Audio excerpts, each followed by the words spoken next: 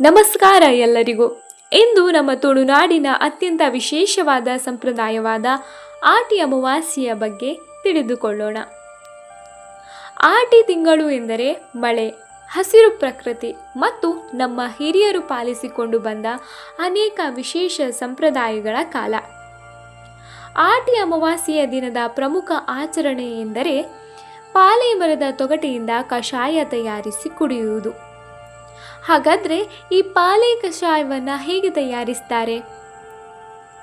ಸಂಪ್ರದಾಯದ ಪ್ರಕಾರ ಅಮಾವಾಸ್ಯೆಯ ಹಿಂದಿನ ದಿನ ಪಾಲೆ ಮರವನ್ನು ಗುರುತಿಸಲು ಅದರ ಸುತ್ತಮುತ್ತಲಿನ ಜಾಗವನ್ನು ಸ್ವಚ್ಛಗೊಳಿಸಿ ಮರಕ್ಕೆ ಗುರುತುಗಳನ್ನು ಮಾಡಿರ್ತಾರೆ.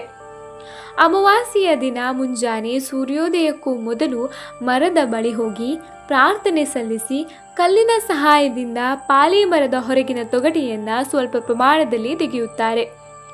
ಆ ತೊಗಟೆಯನ್ನು ಸ್ವಚ್ಛಗೊಳಿಸಿ ಕಷಾಯವನ್ನು ತಯಾರಿಸ್ತಾರೆ.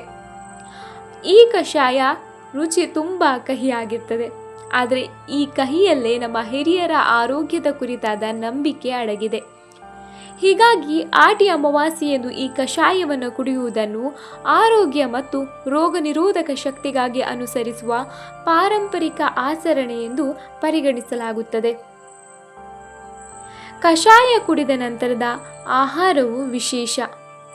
ನಮ್ಮ ತುಳುನಾಡಿನ ಮನೆಗಳಲ್ಲಿ ಸರಳವಾದ ಸಾಂಪ್ರದಾಯಿಕ ಆಹಾರಕ್ಕೆ ಮಹತ್ವವನ್ನು ನೀಡಲಾಗ್ತದೆ. ಅದರಲ್ಲೂ ಮೆಂತೆ ಗಂಜಿ ಬಹಳ ಪ್ರಸಿದ್ಧ. ಅನ್ನ ಮತ್ತು ಮೆಂತೆಯನ್ನು ಬಳಸಿ ತಯಾರಿಸುವ ಈ ಸರಳ ಆಹಾರವನ್ನು ಕಷಾಯ ಕುಡಿದ ನಂತರ ಸೇವಿಸುತ್ತಾರೆ. ಕಷಾಯದ ಕಹಿಯನ್ನು ಕಡಿಮೆ ಮಾಡಲು ಕಷಾಯ ಕುಡಿದ ನಂತರ ಬೆಲ್ಲ ಮತ್ತು ಹುರಿದ ಗೋಡಂಬಿಯನ್ನು ಕೂಡ ಸೇವಿಸುತ್ತಾರೆ. ಇವೆಲ್ಲದರ ಹಿಂದೆ ಒಂದು ಸುಂದರವಾದ ಸಂದೇಶವಿದೆ. ಮಳೆಗಾಲದ ಕಾಲದಲ್ಲಿ ಪ್ರಕೃತಿಯಲ್ಲಿ ಸಿಗುವಂತಹ ವಸ್ತುಗಳನ್ನು ಬಳಸಿಕೊಂಡು ಸರಳವಾದ ಆಹಾರ ಸೇವಿಸಿ ಆರೋಗ್ಯವನ್ನು ಕಾಪಾಡಿಕೊಳ್ಳುವುದು.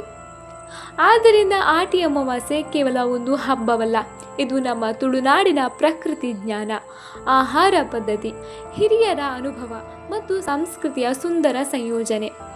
ಇಂದಿನ ಆಧುನಿಕ ಜೀವನದಲ್ಲಿಯೂ ಇಂತಹ ಸಂಪ್ರದಾಯಗಳನ್ನು ತಿಳಿದುಕೊಂಡು ಮುಂದಿನ ಪೀಳಿಗೆಗೆ ಪರಿಚಯಿಸುವುದು ನಮ್ಮ ಜವಾಬ್ದಾರಿ.